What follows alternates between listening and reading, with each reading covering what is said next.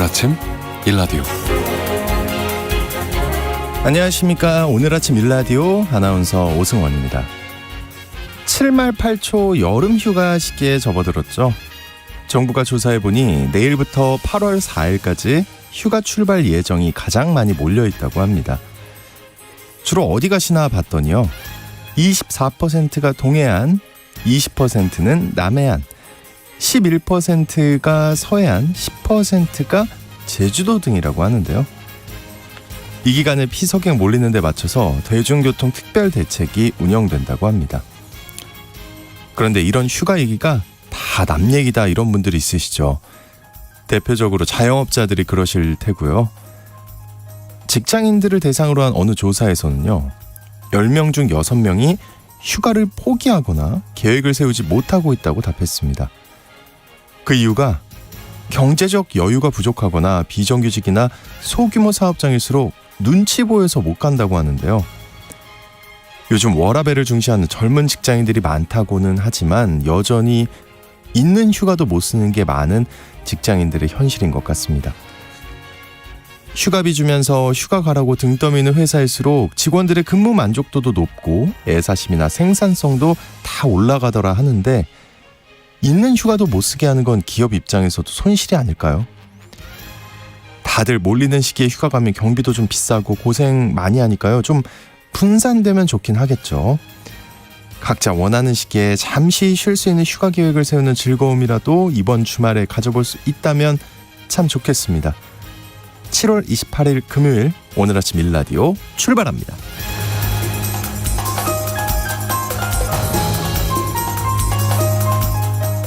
오늘 아침 일라디오 이 시간은 물론 KBS 일라디오의 모든 프로그램은 유튜브 KBS 일라디오 공식 채널이나 모바일 콩 어플리케이션을 통해 실시간으로 함께 하실 수 있습니다. KBS 일라디오 채널 구독과 좋아요, 댓글 많이 부탁드립니다. 자, 오늘 팩트 연구소 시간에는요, 식품이나 의약품, 화장품 분야의 허위 광고에 대해서 팩트 체크해 보겠습니다. 또 이어서 요즘 폭우, 폭염 피해가 커지면서 농산물 가격이 급등하고 있죠. 경제적으로나 환경적으로 주목받고 있는 못난이 농산물 거래에 대해 알아보겠습니다. 자, 청취자 여러분들 참여하실 수 있는 퀴즈 드릴게요. 이게 무슨 일일까요? 예, 요즘처럼 푹푹 찌는 폭염 속 한여름에 편의점에서 구운 이것이 불티나게 팔리고 있다고 합니다. 식사 대용이나 다이어트용으로 인기를 끌고 있다는데요. 이것은 지금 수확철에 접어들긴 했지만 김이 모락모락 나는 겨울철 대표 간식이거든요. 옛날엔 드럼통에 이걸 구워서 파는 장수도 있었죠. 네, 결정적 힌트, 색깔이 적색이고요. 정말 결정적입니다. 감자의 이웃사촌입니다. 네, 무엇일까요? 추첨을 통해서 농촌진흥청에서 제공하는 웰빙 혼합 잡곡 세트를 한 분께, 향긋한 커피를 드실 수 있는 모바일 커피 쿠폰을 4분께 드리겠습니다. 방송에 참여하실 분들은 단문 50원, 장문 100원이 드는 유료 문자 샵 9730으로 보내주시기 바랍니다. 유익한 정보와 살아있는 이야기가 있습니다. KBS 오늘 아침 일라디오.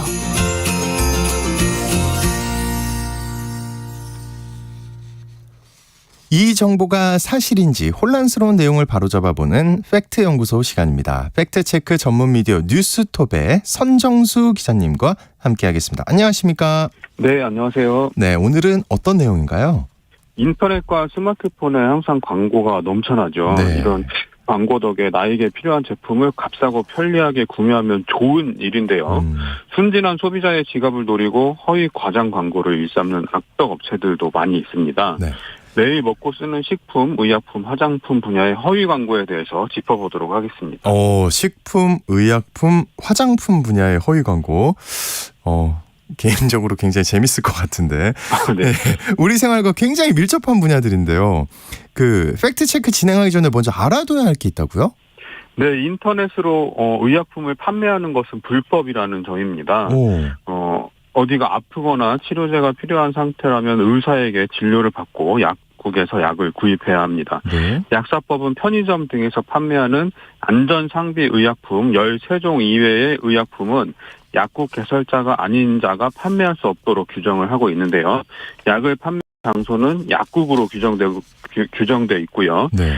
약사가 아닌 사람이 의약품을 판매하다가 적발되면 5년 이하의 징역 또는 5천만 원 이하의 벌금에 처해집니다. 그러니까 인터넷에서 약을 파는 건 불법. 예. 아플 때는 인터넷에서 약을 사지 않는다. 그렇죠? 네. 네, 기억해 둬야겠습니다. 첫 번째 팩트 체크로 가보죠. 쥐젖 제거 크림은 불법이다? 네. 저 이거 진짜 많이 봤어요. 모바일에서 그렇죠. 쥐젖 제거, 이 크림 판매하는 광고 많이 봤는데 불법인가요? 예, 요즘도 인터넷 쇼핑몰 등에서 이 쥐젖 제거 크림을 검색하면 굉장히 많은 제품이 판매되고 있는 걸 알 수 있는데요. 이 쥐젖이란 각질 형성 세포와 콜라겐 증식으로 생긴 양성 종양이라고 합니다. 식약처에 따르면 미용 외에는 건강에는 영향이 없다고 하는데요.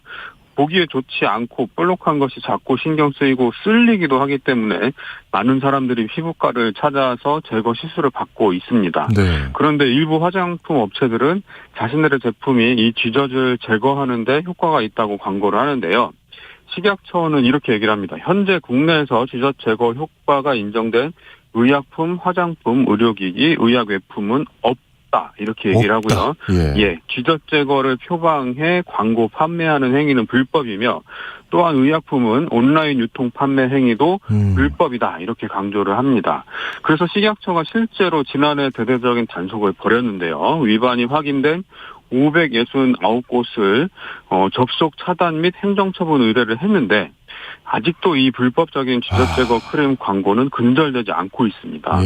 주요 위반 유형을 살펴보면 쥐젖 제거 연고 또는 크림, 비립종 제거 등의 문구와 쥐젖 제거 이미지 사용, 상처 회복, 피부 재생 등 화장품 또는 기능성 화장품의 정의를 벗어난 의학적인 효능 효과를 광고하는 것 등 이런 것들이 꼽혔습니다. 네, 무조건 병원에서 치료를 받아야겠습니다. 네. 네. 다음 주제는 의약품으로 오인하게 하는 광고인데 화장품 얘기네요. 네네. 화장품인데 마치 의약품인 것처럼 광고를 하는 제품도 불법입니다. 이런 거 많았던 것 같은데. 예, 그렇습니다. 화장품의 효능 효과를 벗어난 피부 재생, 염증, 상처 치유, 노화 방지, 흉터, 여드름 완화 이런 문구를 사용한 광고가 여기에 해당이 되는데요. 식약처가 제시한 적발 사례를 보면요.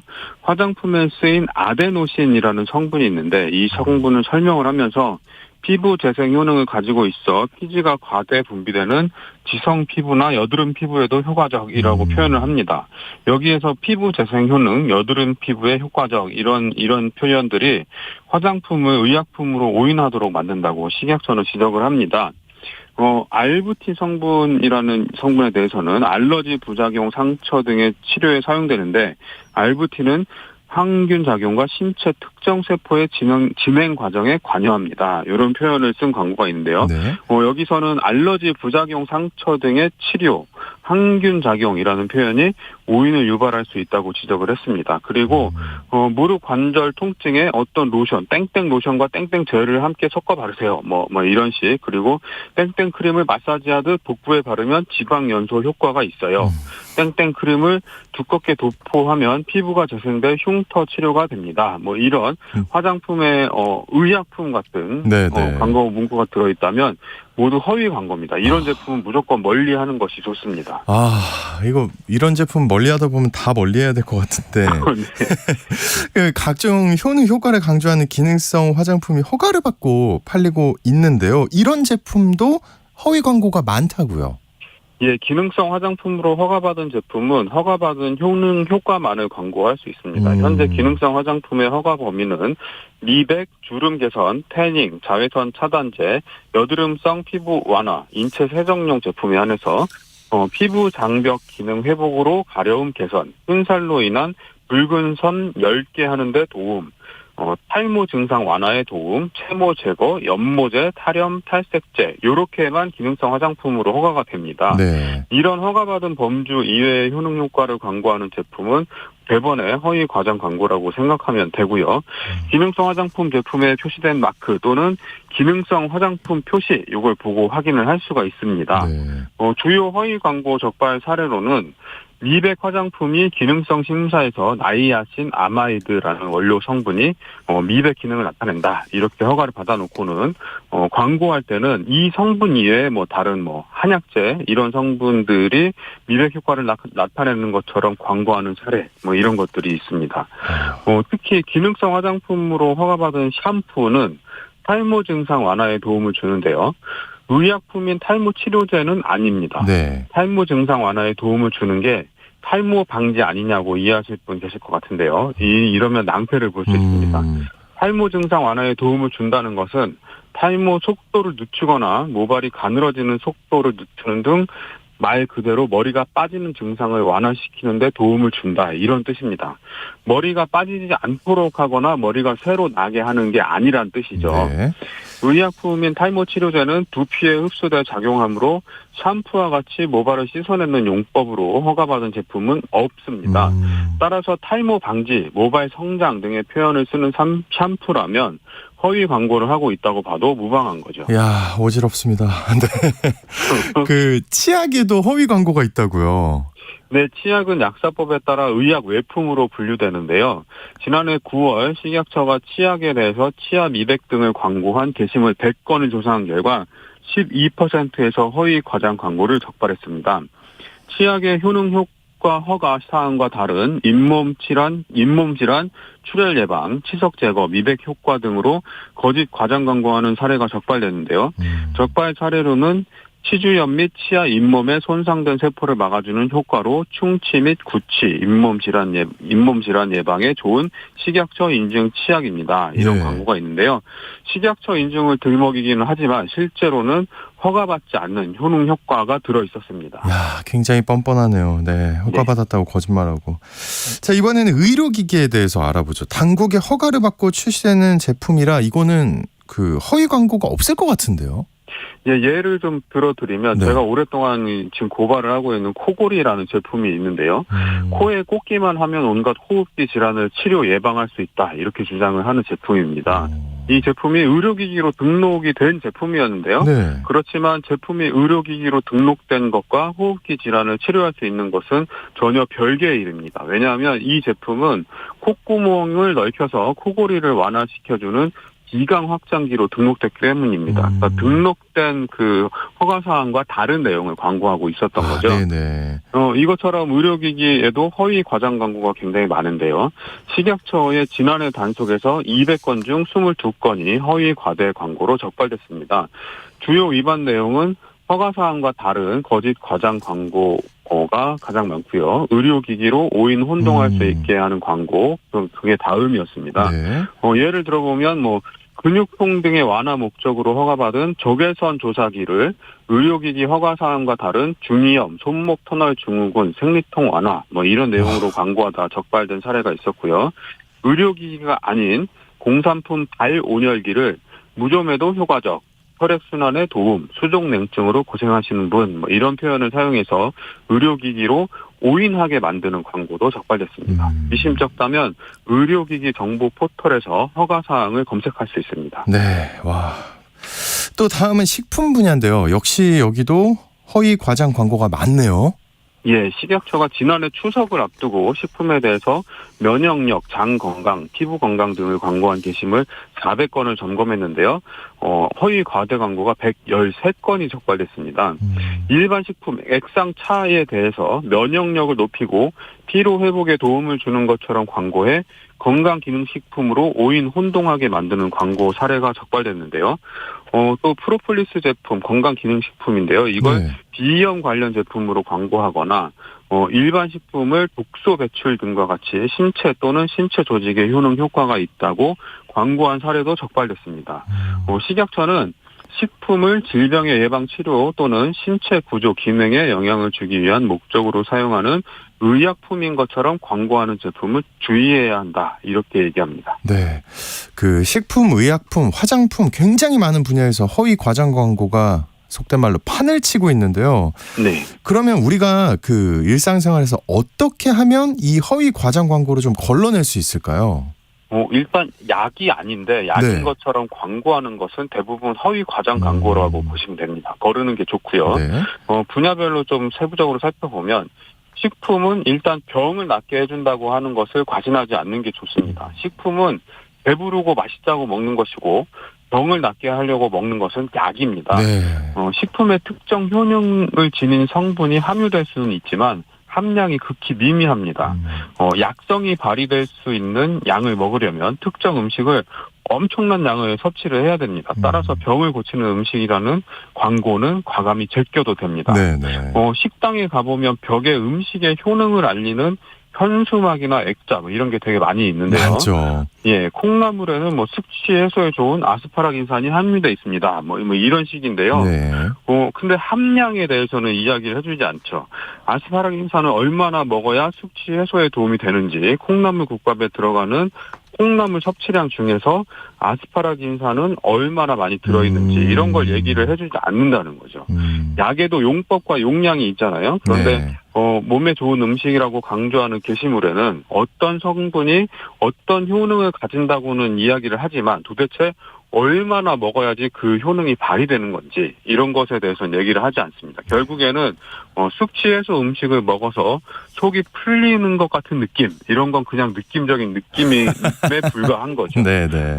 위생적으로 조리된 음식을 맛있게 먹고 영양소 골고루 섭취하고 잘 소화시키면 되는 겁니다. 네. 음식은 음식일 뿐 약이 아니다. 이걸 항상 기억하시면 좋겠습니다. 알겠습니다. 음식은 음식일 뿐이다. 명심하도록 하겠습니다. 오늘 팩트 연구소 시간에는요. 우리의 지갑을 노리는 허위 광고의 실태 또 이에 대한 대응법 알아봤습니다. 지금까지 뉴스톱의 선정수 기자님과 함께했습니다. 오늘 고맙습니다. 네, 고맙습니다.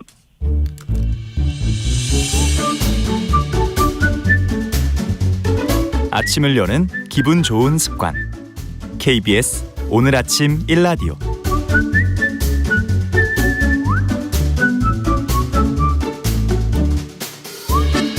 수해 피해로 과일, 채소값이 금값이 됐습니다. 그러면서 피해 입은 농가에도 도움이 되고 저렴한 식재료 찾는 소비자들에게 좋은 못난이 농산물이 주목을 받고 있는데요. 농가에서 수확하고 나면 이 못난이 농산물들의 양이 상당히 많아서 버려야 하는 어려움도 크다고 하는데요. 경제적 측면에서나 환경적 측면에서 요즘 소비자들 중엔 벌써 이 못난이 농산물에 대한 관심을 크게 갖고 있는 분들이 많다고 합니다. 네, 이 못난이 농산물을 유통하는 다양한 거래 시장도 생기고 있는데요. 그래서 오늘 농산물 관련해서 농가도 소비자도 어려움이 많은 시기여서 못난이 농산물의 문제가 뭔지 또 시장에서 어떻게 거래되는지 살펴보겠습니다. 이 못난이 농산물 관련한 의견이나 궁금한 점이 있으시면 문자 참여도 해주시죠. 자, 오늘 못난이 농산물을 거래하는 오픈마켓인데요. 못난이 마켓의 김영민 대표님과 얘기 나눠보겠습니다. 안녕하십니까? 네, 안녕하세요.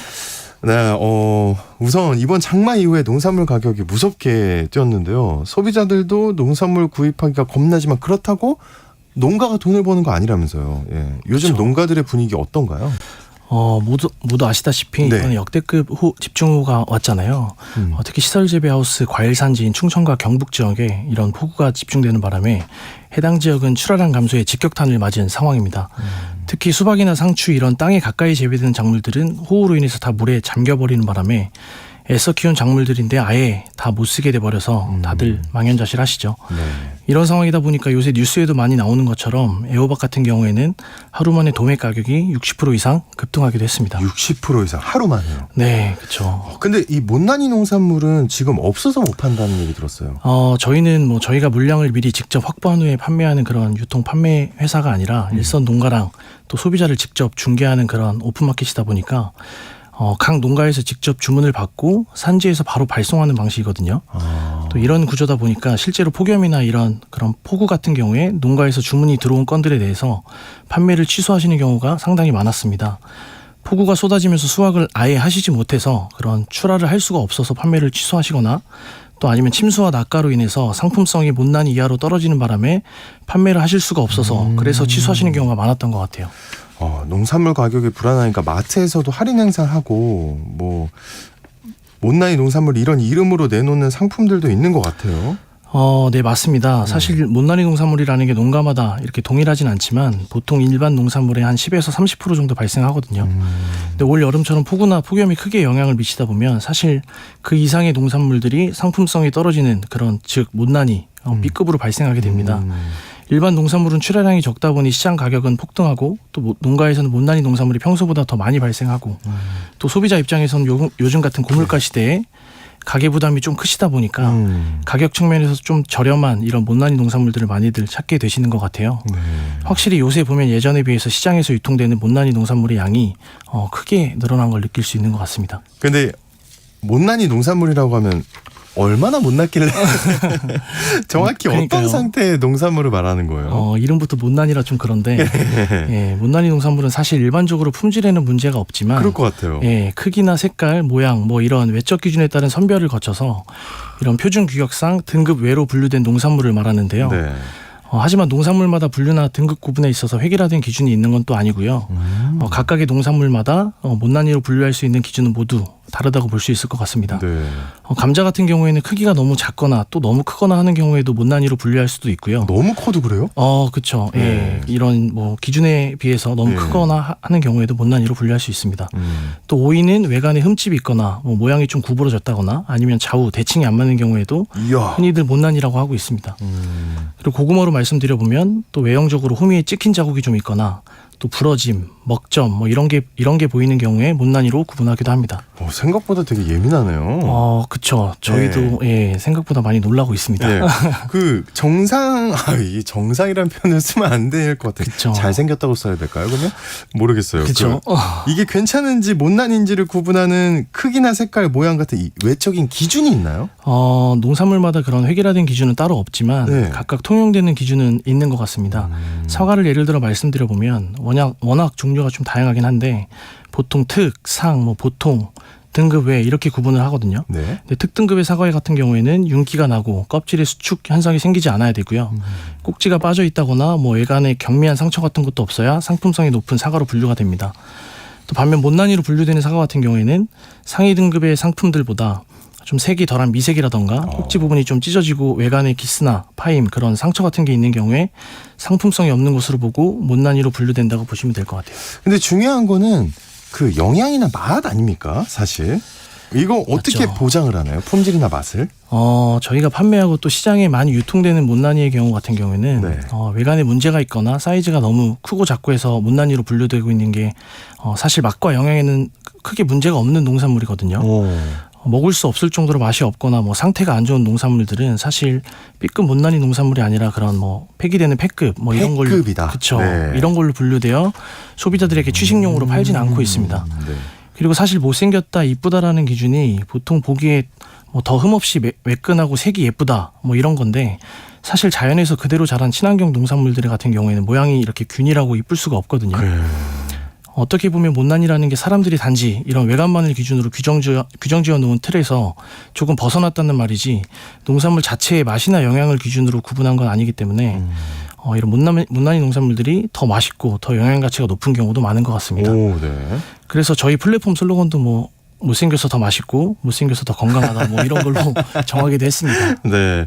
근데 이런 못난이 농산물이 얼마나 되고 또 문제가 좀 있나요? 어떤 문제들이 발생하고 있어요? 국내 못난이 농산물 시장 규모가 적게는 2조 원에서 많게는 한 5조 원에 이르는 것으로 알려져 있거든요. 네.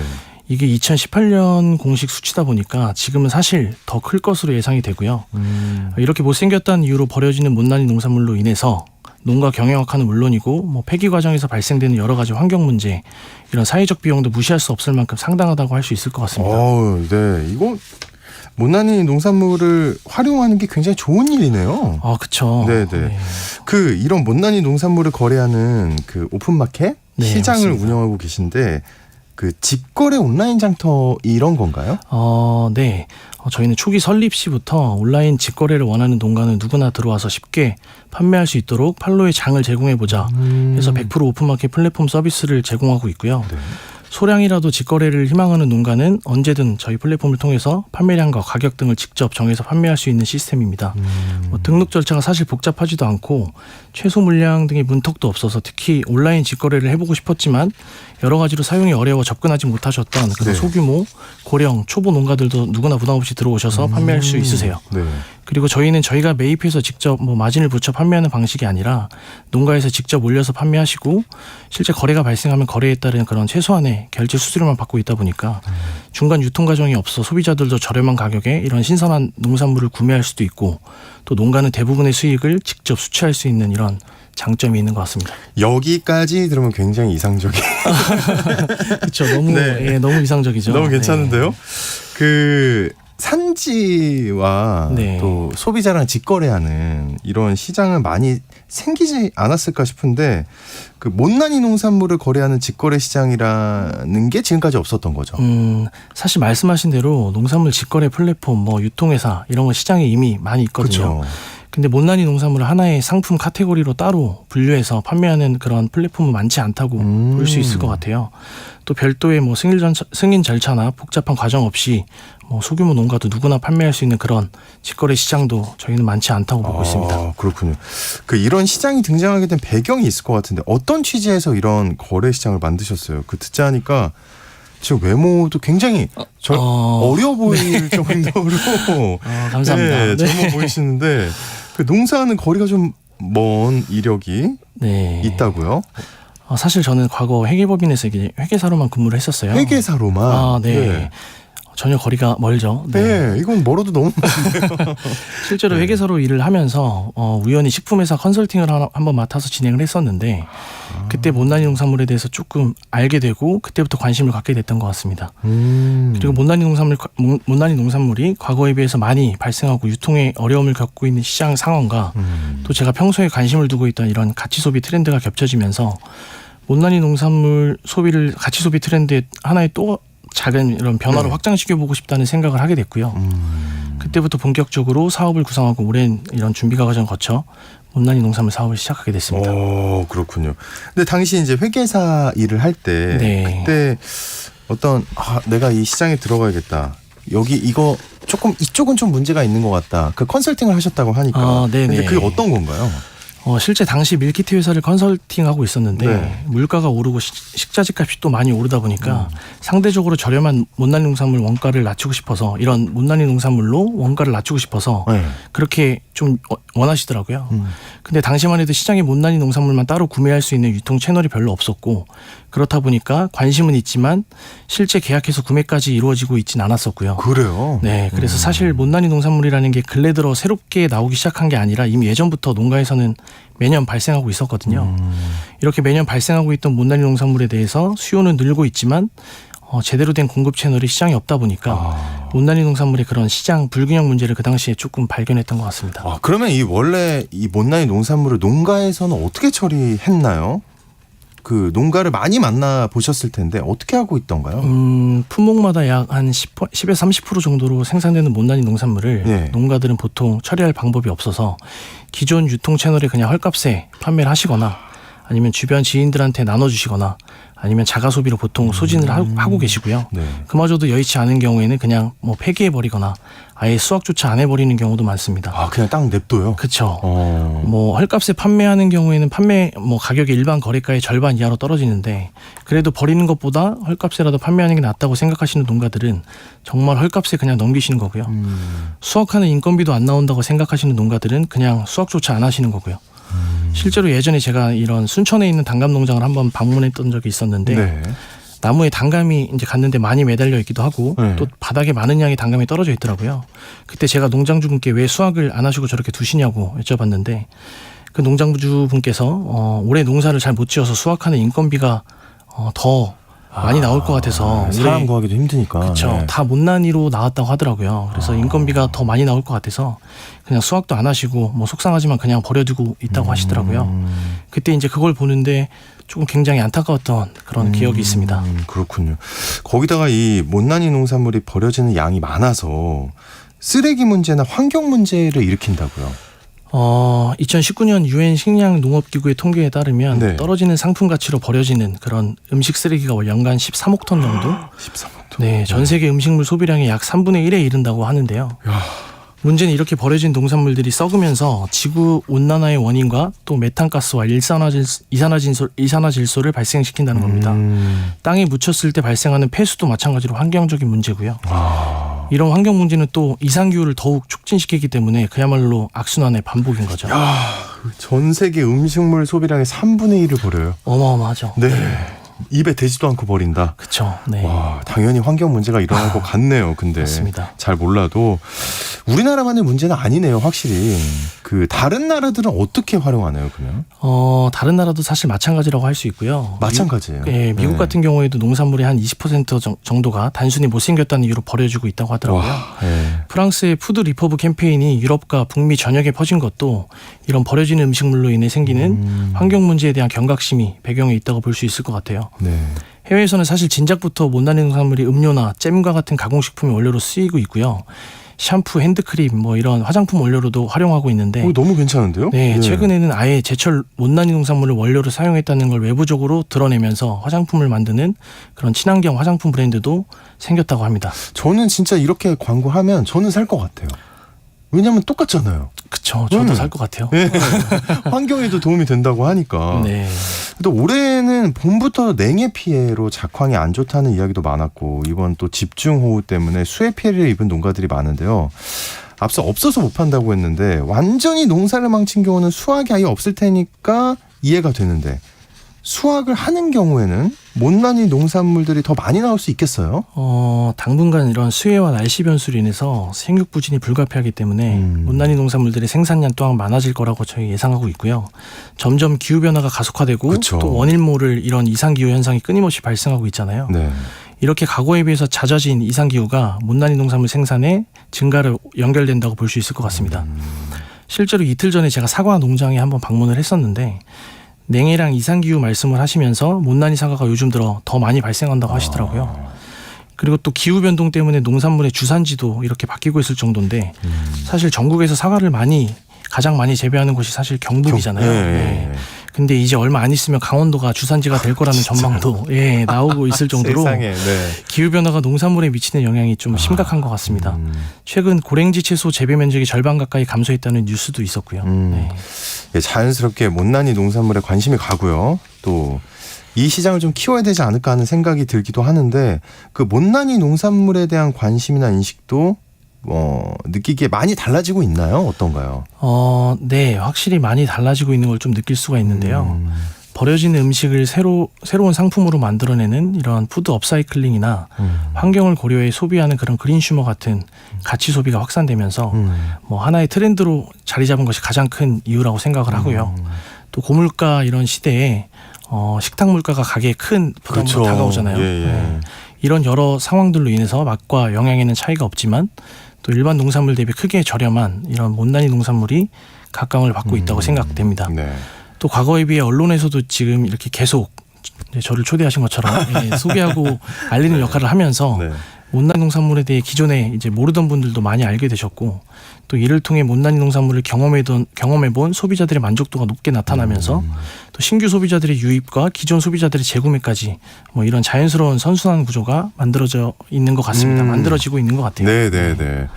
더 이제 커질 것도 같은데 주로 이런 못난이 농산물에 관심을 가진 소비자들은 누군가요? 그 대표님이 가치 소비에 대한 관심이 많다고 네. 지금 계속 몇 번 얘기하셨는데 그 트렌드와 굉장히 맞닿아있을 것 같아요. 요즘 이런 트렌드 같은 게 유행이잖아요. 맞습니다. 네. 먼저 아무래도 물가가 크게 오르다 보니까 이런 가성비 상품을 찾는 소비자들이 못난이 농산물에 대한 관심이 일단 많은 것 같고요.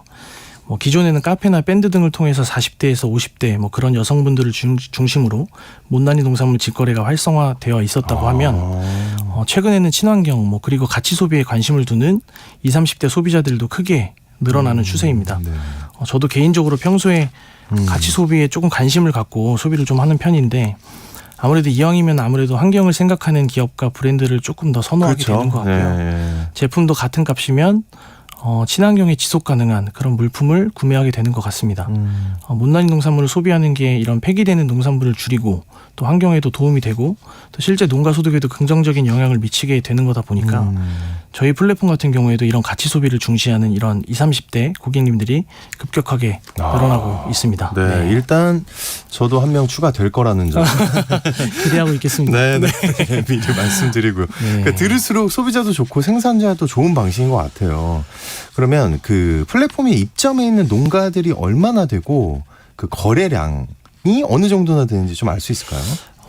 저희가 서비스를 시작한 지 사실 약 한 7개월 정도 됐거든요. 7개월, 네. 사실 지금까지는 저희가 내부 관리 능력 이런 걸 고려해서 농가들 대상으로는 적극적으로 홍보를 하고 있진 않았고요. 아, 그러니까 지금 그 회사에 사람이 없어서. 그렇죠. 네. 아, 너무 네. 많은 농가가 한 번에 이제 들어오면 저희가 내부적으로 관리하는 데 좀 어려움이 있을 것 같아서 네네. 네, 적극적으로 홍보를 하고 있진 않았고요. 네. 그래도 현재 100개 이상의 농가에서 한 300개 이상의 상품을 저희 플랫폼 앱을 통해서 활발하게 판매를 하고 계십니다. 네. 또 지금은 저희가 원물 농산물만을 대상으로 하고 있어서 요새 많이 나오는 뭐 아오리 사과, 뭐 복숭아, 자두, 뭐 이런 제철 과일부터 또 양파, 가지, 감자, 밤호박 이런 채소까지 주로 드시는 농산물은 거의 다 거래가 되고 있다고 보시면 되고요. 네. 처음 론칭했던 올 1월 대비해서는 저희 같은 경우에는 거래량이 약 한 8배 정도 8배요. 네, 늘어났을 정도로 현재 활발하게 거래가 되고 있습니다. 또 농산물이 아무래도 계절성이 있다 보니까 다가오는 가을, 겨울 시즌에는 더 많은 새로운 농가들이 신규로 입점을 하셔서 네. 다양한 제철 농산물을 판매를 하실 것으로 저희는 또 예상하고 있습니다. 아, 그렇군요. 가격 결정이 굉장히 중요할 것 같은데. 그렇죠. 네. 이거 누가 하나요? 사실 저희는 완전 오픈마켓 형태이기 때문에 기본적으로 가격 결정권은 판매하시는 농가가 갖고 있고요. 오, 네. 뭐 가격뿐만 아니라 판매하실 수량도 뭐 저희는 최소 판매 수량이 없다 보니까 원하시면 단 몇 상자라도 상품을 올리셔서 바로 판매가 가능하게끔 되어 있습니다. 그 지금 농산물 가격이 굉장히 폭등하는 상황이잖아요. 네네. 상대적으로 못난이 농산물 가격은 어떤가요? 이것도 오르나요? 뭐 정확하게 알 수는 없지만 네. 못난이 농산물들 일반 그런 농산물이다 보니까 일반 농산물 가격 추세를 어느 정도 따라 변동하는 것 같긴 하거든요. 근데 하지만 일반 농산물 대비 물량도 좀 작고 과거 판매하지 못하던 상품을 판매하시는 거다 보니까 약간 좀 번외 상품으로 보시는 경우도 많은 것 같아요. 네. 그래서 저희 플랫폼을 보면 일반 농산물의 그런 큰 가격 변동 폭에 비해서는 상대적으로 못난이 농산물의 가격 변동 폭은 그만큼 좀 높진 않지 않나. 그렇게 조금 생각을 하고 있습니다. 알겠습니다. 그 농가의 어려움이 많잖아요. 요즘 네네. 그 저희도 굉장히 많이 다뤘는데 소득도 많이 떨어지고 일할 사람이 없고 인건비도 아까 안 나온다고 얘기하셨고. 네. 그 농가 소득에 실질적으로 이 얼마나 도움이 된다고 보고 계신가요? 이거는 참 어렵네요. 네. 저희 입장에서만 생각하게 되는데 기존에는 이런 폐기하거나 헐값에 팔아야 했던 못난이 농산물들을 농가가 직접 이제 가격 결정권을 가지고 판매하시기 때문에 농가 측에서는 추가적인 소득 창출을 할 수 있다고 보고 그렇죠. 있고요. 그건 뭐 확실하죠. 예. 네. 또 시장 내 대부분의 이제 업체에서는 농가에서 저렴한 가격에 매입해서 중간 업체 마진을 붙여 판매하는 구조다 보니까 사실상 농가 마진은 크지 않은 경우가 많았거든요. 근데 저희는 이제 앱 결제와 거래 안정성을 제공하면서 시장 내 결제 수수료만 수취하고 있기 때문에 대부분의 판매이익이 농가로 기속되고 있고요. 네. 그래서 실제 입점해서 판매하시는 농가분들이 크게 만족하시는 것 같습니다. 또 저와도 아직 직접 연락하고 있는 농가분들이 많은데 비교적 쉽게 뭐 언제든 판매할 수 있는 플랫폼을 만들어서 고맙다고 뭐 이렇게 얘기하실 때가 있거든요. 네네네. 그럴 때 특히 조금 더 뿌듯함을 느낄 때가 있는 것 같습니다. 알겠습니다. 근데 그 못난이 농산물이라도 품질이나 서비스 관리가 굉장히 중요할 것 같아요. 네네. 이거를 농가에만 맡길 수는 없을 것 같은데 또 소비자 관점에서 만족을 해야 되잖아요. 맞습니다. 네, 그런 관리도 중요할 것 같은데 어떻습니까? 이게 저희한테도 계속되는 숙제인데요. 네. 일단 기본적으로 농가에서도 못난이 농산물이라고 해서 품질 관리가 안 되는 그런 상품을 소비자에게 판매하는 것은 절대 아니다 보니 절대 아니다. 네, 소비자분들께서도 좀 품질에 대해서는 큰 우려 없이 이용하셔도 좋을 것 같다는 말씀을 드리고요. 혹여나 이상이 있는 농산물이 배송되는 경우에는 웬만하면 이제 모든 업체가 다 책임지고 조치해드리고 있습니다. 그래서 저희는 또 애초에 못난이 상품이 발송되는 걸 조금 예방하기 위해서 여러 가지 조금 안전장치를 두고 있고요. 앞으로도 계속해서 이렇게 보완해 나가면서 관리해 나갈 예정입니다. 네, 알겠습니다. 오늘은 고물가와 폭우 피해로 더 주목받고 있는 못난이 농산물 관련해서 거래 플랫폼을 운영하고 있는 못난이 마켓의 김영민 대표와 자세한 얘기 나눠봤습니다. 오늘 고맙습니다. 네, 감사합니다. 네. 자, 오늘 퀴즈의 정답은요, 고구마였습니다. 네, 1002님. 이거 삼행시인가요, 지금? 고기보다 맛있고, 구하기도 쉬운 고구마. 마트에도 있어요. 맛있어요. 웃음 하고 보내주셨는데요. 네, 김영민 대표님이 하는 마켓도 있습니다. 네. 1002님 아주 센스 있는 정답 감사드리고요. 5213님 정답 고구마.